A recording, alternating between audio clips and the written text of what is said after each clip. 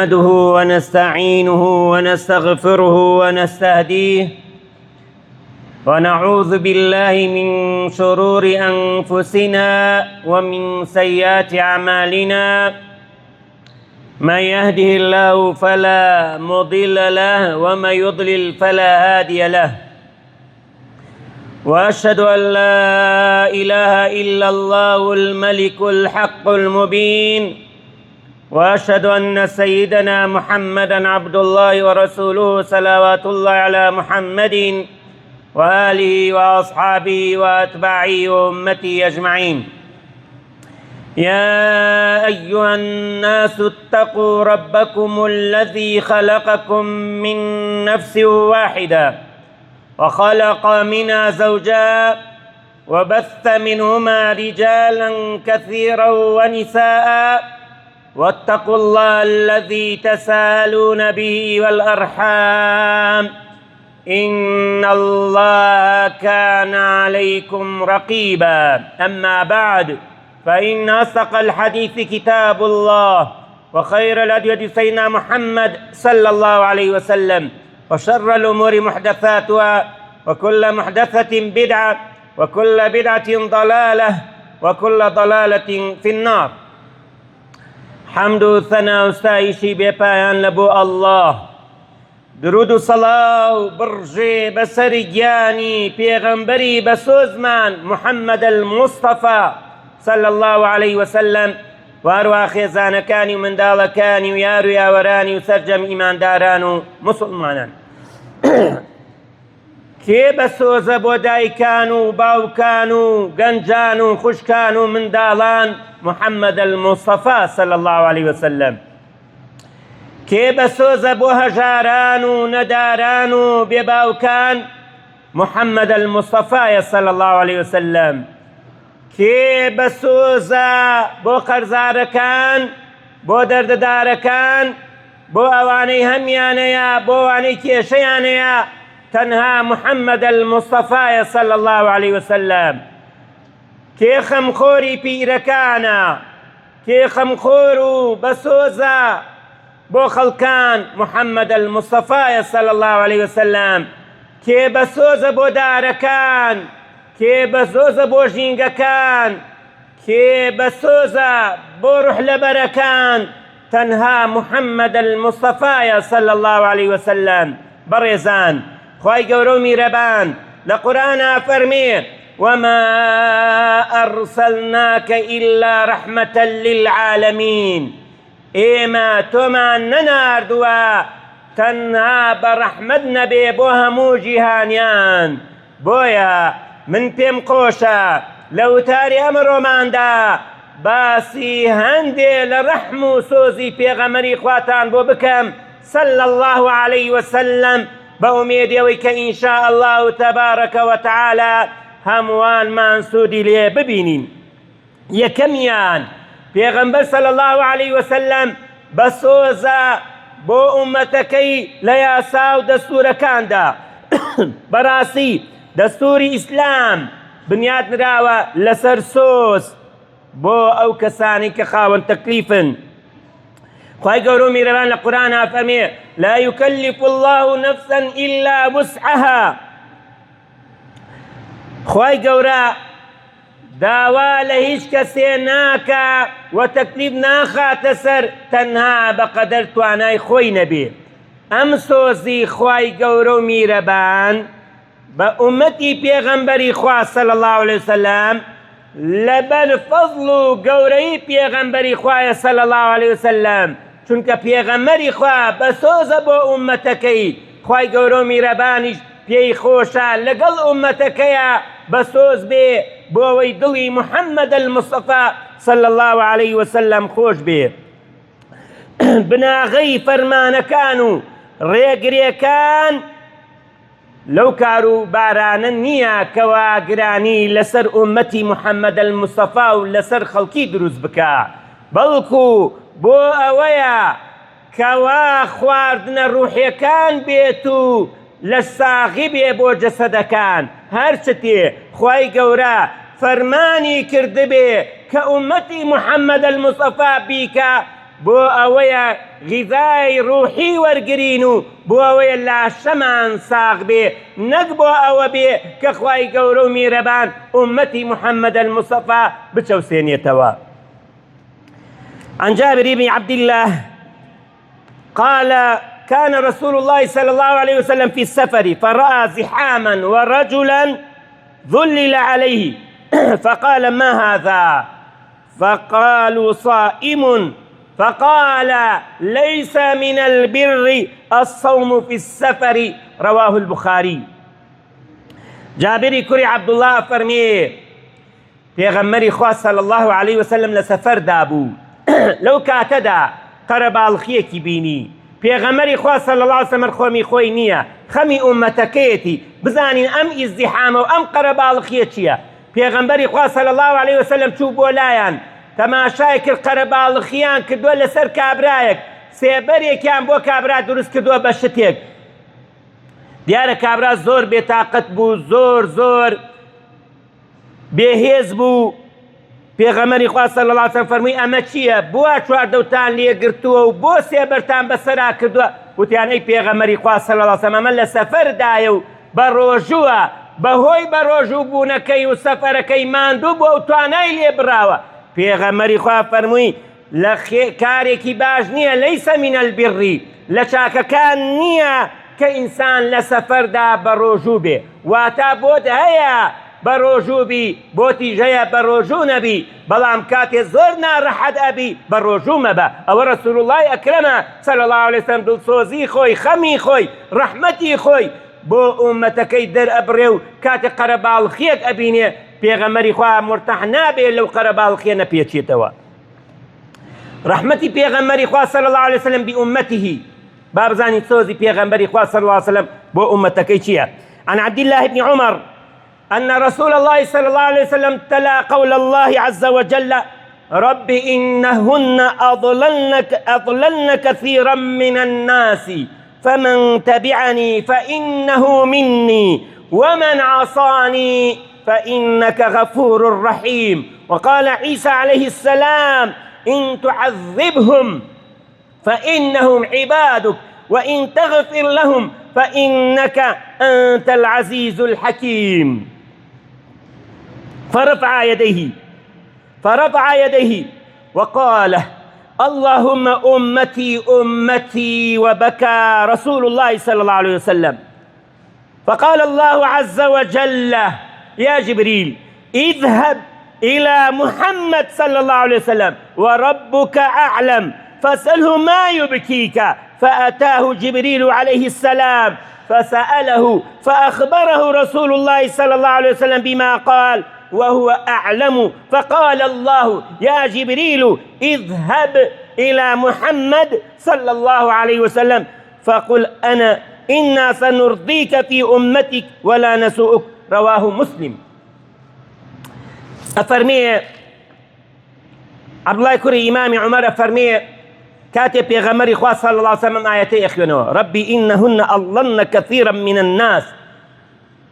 أهيتك أميا كإبراهيم فرموي خواي قولو ميربان أم بتانا زوري لخلقيان قمرا كردوا أوي شوني من بكوي لمنا أوي شوني منك يوبيقيويكا.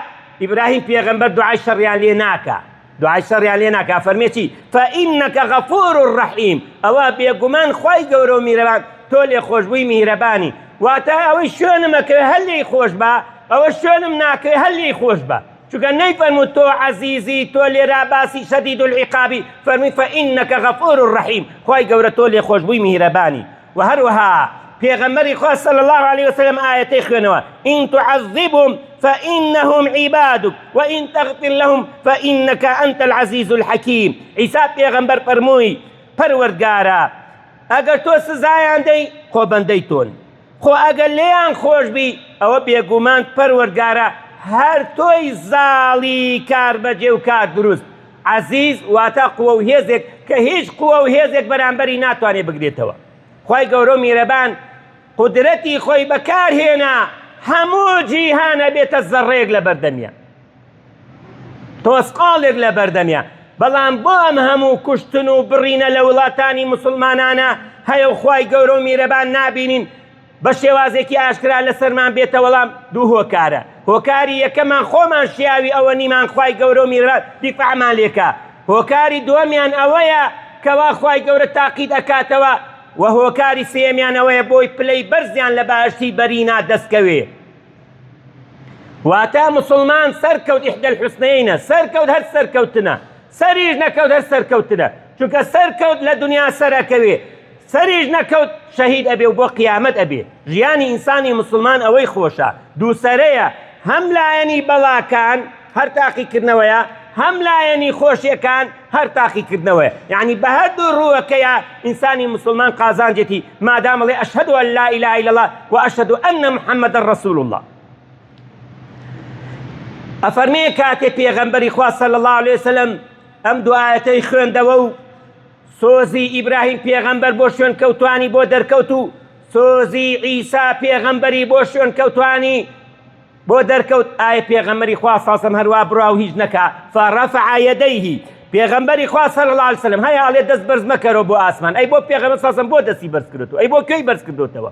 زاناکان ئەفەرموون چۆن قیبلەی نوێژ کەعبەیە قیبلەی دوعاش ئاسمانە، فەڕەفع یەدەیه دەستی بەرز کردووە. ئەی بۆ کوێی بەرز کردوتەوە؟ خۆ دەست بەرزکردنەوە ئاوا نییە، دەست بەرزکردنەوە ئاوایە، هەر ڕوو لە ئاسمانە، خۆ ڕوو لە عەرز نییە. فەڕەفع یەدەیه بوخاری ئەم فەرمایشتەی بۆ باس کردوونە. پێغەمبەری خوا صلی الله علیه وسلم دەستی بەرز کردەوە بۆ ئاسمان و فەرمووی پەروەردگارە ئوممەتەکەم لە هەمان کاتا پێغەمبەری خوا دەزەکاتە گریان. ئایا ڕەسوول اللهی نازدار صلی الله علیه وسلم داوایەکی لە خوای گەورە و میرەبانەیە، ئەوەش ئەوەی ئوممەتەکەم واتە خوایە چۆن ئەوان خەمی ئومەتەکەیان بووە، منیش خەمی ئومەتەکەمە، چۆن سۆزت لەگەڵ شوێن کەوتوانی ئەوان کردووە سۆزی لەگەڵ ئومەتی منا بکە. پێغەمبەری خوا دەزەکاتە گریان. ئایا ئەم داوایەی پێغەمبەر صلی الله علیه وسلم و ئەم گریانەی پێغەمبەر ئەبێ خوای گەورە وەڵامی نەداتەوە؟ نەخێر، خوای گەورە و میرەبان یەکسەر فەرمووی ئەی جوبریل بڕە بۆ لای محەممەد المستەفا صلی الله علیه وسلم. خۆ لە هەمان کاتا خوای گەورە ئەزانێ بۆچی پێغەمبەری خوا ئەگری، بۆ ئەزانێ بۆ پێغەمبەری خوا فەرمێ ئومەتی بۆ ئەوەی سۆزی پێغەمبەری خوا دەرخا بۆ شوێن کەوتووەکانی. فەرمووی بڕۆ بۆ لای پێی بڵێ بۆ ئەگری. بەڵێ جوبریل هاتە خزمەت پێغەمبەری خوا صلی الله علیه وسلم، سەلامی خوای گەورە و میرەبانی پێگەیان و لێی پرسی بۆ ئەگری.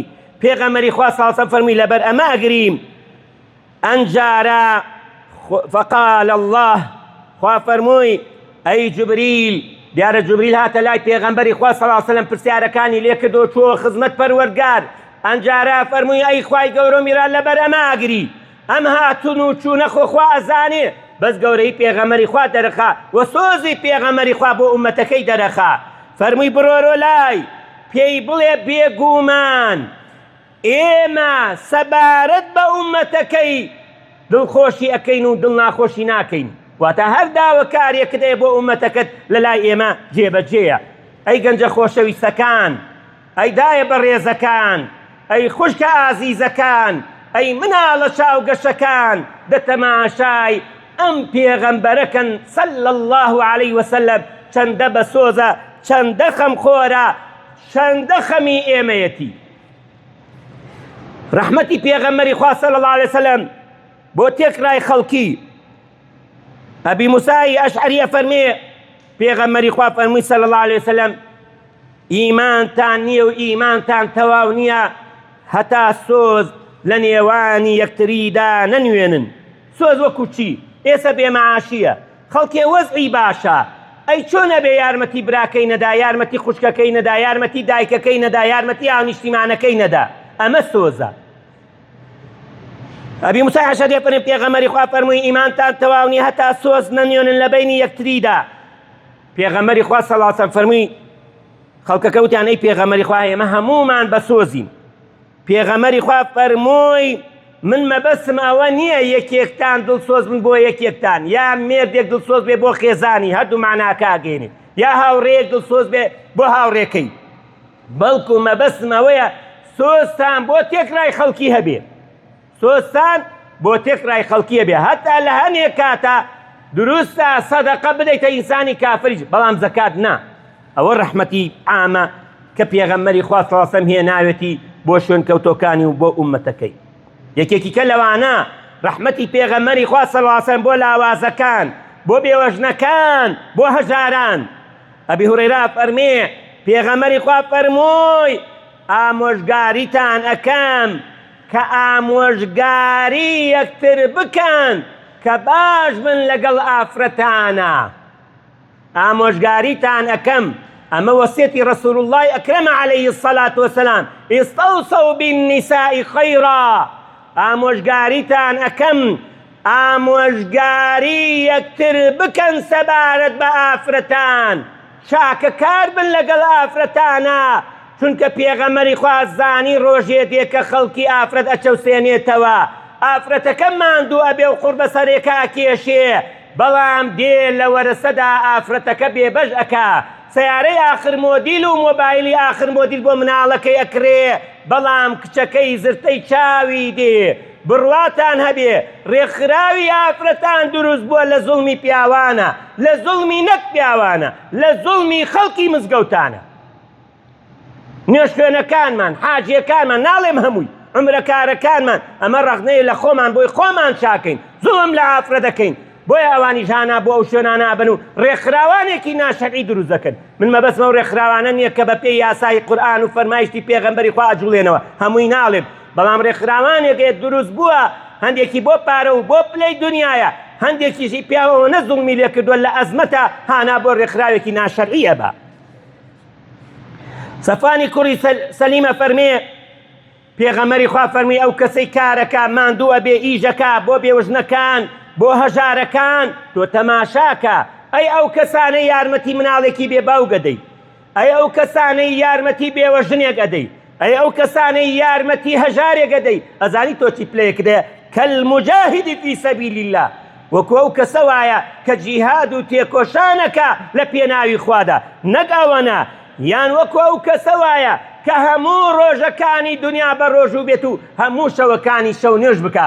ئەی دەوڵەمەندەکان، ئەی خاوەن خواپێداوەکان کە پارە و مولک و سەرۆت و سامانتانەیە، خەڵکێکی مۆزەت ئیسا ئەناڵێنێ بەدەست بێمەعاشیەوە، خەڵکێکی هەژار ئێسا ئەناڵێنێ بەدەست هەژاریەوە، ئەم پارەت بۆ کەی هەڵگرتووە؟ ئەبێتە خانوو بۆت، ئەبێتە سەرین بۆت، ئەبێتە دۆشک بۆت لە ناو قەبرەکان نەخێت، ئەی کامە ئەبێتە سەرینی تۆ، ئەی کامە ئەبێتە مایەی ڕووناکی قەبری تۆ، ئەی کامە ئەبێتە مایەیەوەی قەبرەکەت بۆ ببێتە باخێک لە باخەکانی بەهەشت، ئەی کامە ئەبێتە هۆکاریەوەی قەبرەکەت بۆ فراوان کرێ، ئەی کامە ئەبێتە هۆکاریەوەی گۆڕە و شاری قەبر لەسەر سوک بێ. چی؟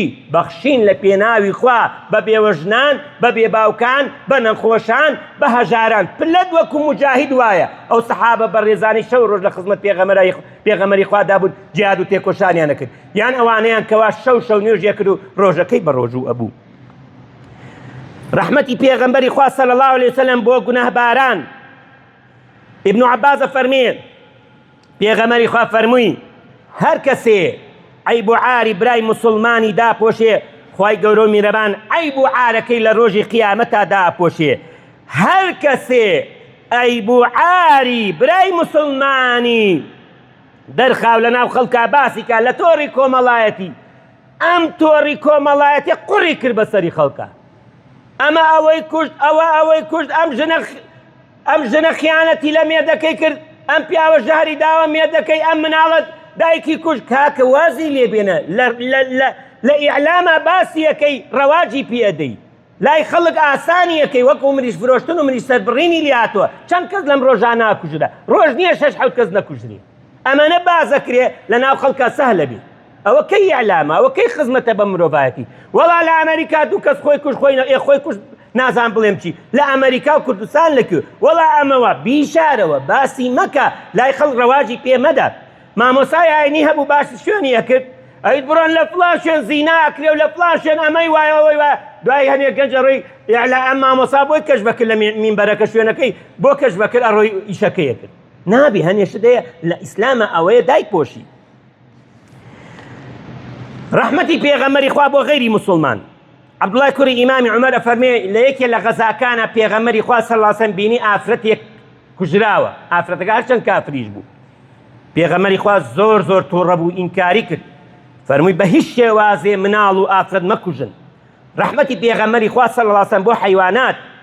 عەبدوڵای کوڕی ئیمامی عەباس ئەفەرمێ پێغەمبەری خوا صلی الله عەلەیهی وسەلەم دای بەلای گوێدرێژێکە بینی دەموچاویان داخ کردووە. پێغەمبەری خوا فەرمووی نەفرەتی خوا، سبحان الله، بۆ گوێدرێژێک ئەم ئیسلامە چی نیعمەتێکە، ئەم پێغەمبەرە چی بەسۆزێکە صلی الله عەلەیهی وسەلەم. فەرمووی نەفرەتی خوا، نەفرەتی خوا کێ دوعاکە بکات؟ ڕەسوول اللهی نازدار ئایا ڕەت ئەکرێتەوە؟ فەرمووی نەفرەتی خوا لەو کەسە بێ کە دەموچاوی ئەم گوێدرێژەی داخ کردووە، یان پێغەمبەری خوا صلی الله عەلەیهی وسەلەم ڕێگری کردووە لەوەی کە لە دەموچاو بدرێ وەلەوەی دەموچاو داخکرێ. دایکی وایە لە مناڵەکەی تووڕابێ ئەکێشێ بە برمنی مناڵەکەیە، جاری وایە پەردەی گوێی ئەتەقێ، جاری وایە سەوتی قەتع بێ، جاری وایە مێشکی ئەپژێ، ئەبێ یا پیاوانە دەن لە ئافرەت، بە هیچ شێوازێ نابێت لە دەموچاو دی و بە هیچ شێوازێ نابێت دەموچاوەکان داخکەی. هەیە هاتۆتە لام وتێتی مامۆستا دایکی مناڵەکەم کە خێزانێتی مناڵەکەی خۆی داخ کردووە، مناڵێکی قوربەسەری داماو بێدەسەڵات لە ژێر دەستی تۆە چۆن جورئەتەکەی دەستی داخکەی؟ نەفرەتن لەسەرە. مادام گوێدرێژەکان نەفرەتیان لەسەر بێ، یەکێ گوێدرێژێ داخکان نەفرەتی لەسەر بێ، ئەی تۆ مناڵێ داخەکەی چۆن نەفرەتی خوارد لەسەر نییە؟ ئەها لەکوێ لێمان قەوماوە؟ بڵێ بەڕێزان و خۆشەویستان، کابرایەک ئەفەرمێ ڕۆژی عەبدوڵای کوڕی ئیمامی عومەر دای بەلای کۆمەڵە گەنجێکە بینی مریشکێکیان کردوتە نیشانە و تیری تێگرن. کاتێ ئیمامی عومەر بینیانی لە ترسی عەبدوڵای کوڕی ئیمامی عومەر هەر هاتن. عەبدوڵای کوڕی ئیمامی عومەر ڕووی کردە مناڵەکان، فەرمی ڕامەکەن، فەرمی کامتان ئەم گەنجەکان، نەک مناڵ چونکە مناڵ تەکلیفی لەسەر نییە، فەرمی کامتان ئەمەتان کردووە گەنجەکان دەگوێ بگرن، بێگومان پێغەمبەری خوا نەفرەتی کردووە لەسەر کەسێ کەوا ئەم کارە ئەکا. و هەروە لە ڕیواتێکی کا فەرمووی پێغەمبەری خوا فەرمووی نەفرەتی خوا لەو کەسە کەوا تەمثیل بە حەیوانات دەکا، پارچە پارچەیەکە، یا ئەی سووتێنێ یا ئیسە ئینسان بەداخۆ واز لە مریشک و شت بێنە، ئیسە ئینسان تەمثیلی پێکرێ و ئەی کوژێ بە دوای سەیارە ڕایەکێشێ و دەستی لێکاتەوە گوێی لێکاتەوە، ئایامانە لە شەرع جێیە بێتەوە نەخێر. بەڕێزەکانم، با بزانی ڕەسوول اللهی نازدار صلی الله عەلەیهی وسەلەم چیان لەگەڵ کردووە. ئەم کۆتایی وتارەکەم بەمە ئەهێنم، هەر کەسە ئەلفێکی بەسە. پێغەمبەری خوا لە هەموو کەس دیندارتر نییە، لە هەموو کەس موسڵمانتر نییە، لە هەموو کەس خواناستر نییە، لە هەموو کەسێ باڵای بەرزتر نییە، پلەی بەرزترە لای خوا لە عەبدەکان. بەڵێ، بەڵام با بزانین پێغەمبەر صلی الله عەلەیهی وسەلەم چی لەگەڵ کراوە.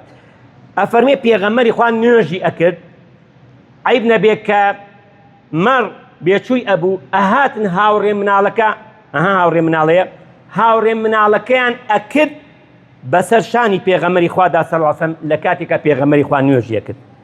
یانە فەرمێ چی؟ پێغەمبەری خوا صلی الله عەلەیهی وسەلەم ئاوی دانا، خواردنی دانا، ئەهاتن پیسیان تێکرد، پیسیان ئەکردن ناو خواردنەکەی پێغەمبەر صلی الله عەلەیهی وسەلەم. یان زبڵ و خاشاکیان لەبەردە ماڵی پێغەمبەری خوا فرادا، بۆی پێغەمبەری خوا تووڕەکەن، بەڵام تۆ سەی کە سۆزی پێغەمبەری خوا. ئەزانین پێغەمبەری خوا فەرمووی چی؟ یەک کەلیمەی پێوتن، فەرمووی ئەمە چی دەرهاوسەیەکێکە، چۆن ئەبێت دەرهاوسێ ئاوا ئەزێتی دەرهاوسێ بدە؟ ئێستا خەڵک دێتە لام ئەڵێ مامۆستا باسی مافی دەرهاوسێ بکە، وتم وەڵا باسم کردووە، وەڵا مامۆستا ماڵەکەی سەرۆ تەپەتەپێتی نایەڵێ بخەو، یەکاکە گوناح نییە 12 شەو تەپەتەپ بکەی، یا دەمەتەقیەکەی، یا دێنە بارکۆنەکە نێرگەلا کێشن بۆن گەنی ئەو شوقەدا ئەگرێ، یا ژگەرە ئەخۆی، بۆ خۆت ئەی خۆی یا نایخۆی، حرامە یا حرامێ؟ تەڕە لای من حرامە، لێتان ناشارمەوە. نێرگەلە پیسە، لە ڕەئی منە جگەرە پیسە، ئەم ڤەیپەکە لە تریاکیش پیسرە، دکتۆرەکان واڵێن لەم ڕۆژانە راپۆرتی لەسەر کرد. ئەوە بابەتێکی کەیە، ئەی خۆی یا نایخۆی، ئەوە کەیفی خۆتە و ئازادی بۆ خۆت. بەڵام دەی بارکۆنێکی مەترونی و بە 2 مەتر دەی ئەو خەڵکە ئیزعاجەکەی تخوا نێرگەلە شتە تۆ دەراوسەی لەسەر ئیزعاجکەی، تخوا جگەرە شتە تۆ دەراوسەی لەسەر ئیزعاجکەی، تخوا معقوڵە سعات 12 شەو درێل بەکار بێنی. ئەمە گلەیەکە و دێتە لای من بەڕێزەکان، ئەم کێشانە لە شقەکان هەیە، نەک ئێرە هەموو شقەکان، و نەک باسی ئێرە، باسی عامەکەم. هاتنەوتم وەڵا کاکە باسی دەرهاوسێ بکرێ، خۆ ناکرێ هەموو ڕۆژێ باسی دەرهاوسێ بکەم. تۆ سەیری سۆزی پێغەمبەری خوا کە فەرمێ من چی دەرهاوسێتیەکە ئێوە لەگەڵ منیەکەن، نوێژەکەم لەگەڵ خوا، دوعاکەم بۆ ئێوە. دێن هاوڕێ مناڵی حیوانەکەن بەسەرمان، خواردن دانم دێن پیسیتیەکەن، خاشاکەکە هێنن لە بەردەم ماڵی من. باشە من دایم شت تێگەڵێم، گەنجێک مۆزێک ئەخوا، گەنجێک مۆزێک ئەخوا، کاتێ بە پێوە مۆزەکە ئەخوا ئەتوانێت توێکلی مۆزەکە بکاتە ناو تەنەکەی خۆڵەکە، وایە وانە؟ یعنی کە تۆ شتی ئەخۆی بە پێوەی فڕی ئەدەی ئەزیەتی کەمترە لەوەی کە فڕی دەیتە عەرزەکە، بەڵام تۆ سەی کە لێرا چی کێشەیەک ئەنێتەوە فڕی ئەدەیتە عەرزەکە. تۆ خۆشیەکەی ئەخۆی فڕی ئەدەیتە عەرزەکە دوو حاڵەتە، حاڵەتێکیان خەڵک پێی لێ هەڵ ئەکەوێ جاری وایە سەری ئەتەقێ و ئەمرێ تۆ لەو قەتلە بەشداری، حاڵەتێکی کەیان مامە حاجیەکی شارەوانی لە قوربەسەریە پشتی کۆم بۆتەوە تەڵێ ڕیشی ڕەشی نەماوە، تۆش گەنجێکی بە قووەت و بەهێزی توخوا چێویش دانێ قبوڵەکان من خۆشیەکە بخۆم و مامە حاجەکە هەڵی گرێتەوە. وایە قوربان؟ ئەها خەلەلەکان لەکوایە؟ یان لە خێر و سەدەقاتە لە قوربانیە حەیوانەکە سەرە بڕێ خۆشیەکە ئەخوا ڕیخۆڵەکەی بۆ خەڵکی قوربەسەر و داما و فڕە ئەدا، چۆن وابی؟ خۆشیەکەش بخۆ کابراوتی ناخۆشیەکەش هێڵگرە. ئەهاڵێ ئەو کەسەی نەوعێتر ئەڵێ بەس من واناڵێم، ئەو کەسەی ماسی ئەگرێ بێ پێی تەڕبێ، ئەبێ شەرواڵەکەی تەڕبێت، معقوڵە ماسی بگریت و شەرواڵەکە تەڕ نەبێ؟ دەی تۆ خۆشیەکە ئەخۆی معقوڵە خۆشیەکە بۆ تۆ بێت و ناخۆشیەکە و نەهامەتێکە مامە حاجیەکی ڕیسپی کۆی کاتەوە خوای گەورە لە قیامەت محاسەبەمان ناکا؟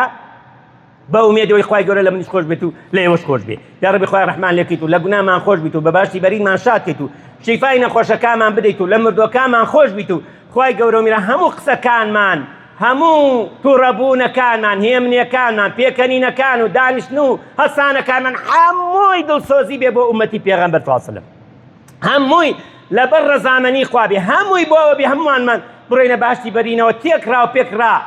یا ڕەبی خوای عەزیزیەت و جەباریەت و جەبوریەتی خۆت بۆ تێکرای مسلمانان بخەیتە کار، بە تایبەتی مسلمانانی غەزە. یا ڕەبی خوای بۆ خاتر ناوە پیرۆزەکان و ناوە جوانەکانی خۆت عەزیزیەت و جەباریەتی خۆت بۆ تێکرای مسلمانان بخەیتە کار، بە تایبەتی مسلمانانی غەزە. خوای گەورە میران دەروی خێر لە هەموو هەژاران و هەموو دەردەداران و هەموو نەخۆشان و هەموو بێباوکان کەیتەوە. خوای گەورە میران لەسەر مسلماتیمان ژێنیت و مان مرێنیت و زینومان کەیتەوە. آمين آمين يا مجيب السائلين. ربنا آتنا في الدنيا حسنة وفي الآخرة حسنة وقنا عذاب النار.